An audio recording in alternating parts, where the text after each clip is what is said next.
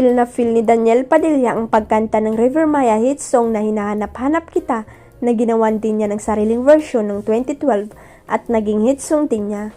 Pasapasan at nag-viral sa social media ang video ng pag-awit niya dahil sa bahaging napamura siya.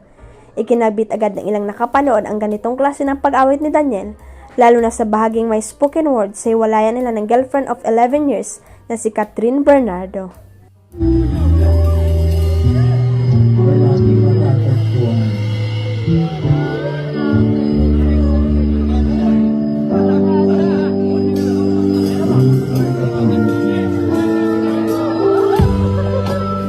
May sasabi ka mula niya.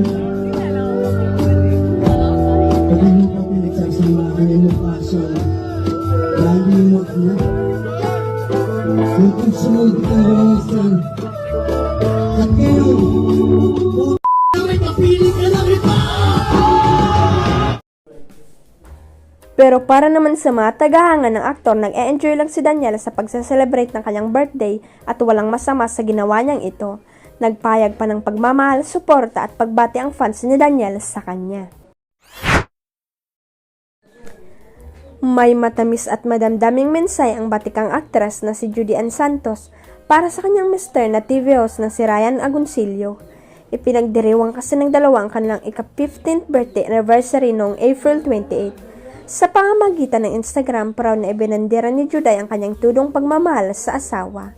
We made it 15 years married, almost 20 together. Holding back tears emoji. Panimula niya sa post. Kalakip ang ilang black and white photos nila ni Ryan nagtatawanan at magkayakap. Wika pa ng actress, I would not have it any other way. Your love, honesty, support in so many ways have given me so much courage and confidence to be more. Minsay pa niya, you showed me what love truly is. Pwede palang magmahal ng ganito katindi at pwede kang mahalin ng tapat at totoo. Mahal na mahal kita habang buhay. Red heart flying kiss emoji. Sa comment section, maraming fellow celebrities ang bumati sa mag-asawa at kabilang na riyan sina Maine Mendoza, Liz Oy, Angelica Panganiban, Bianca Gonzalez, Vina Morales at marami pang iba. Huwag kalimutang i-click ang subscribe button at i-ring ang notification bell para sa latest at legit chika updates.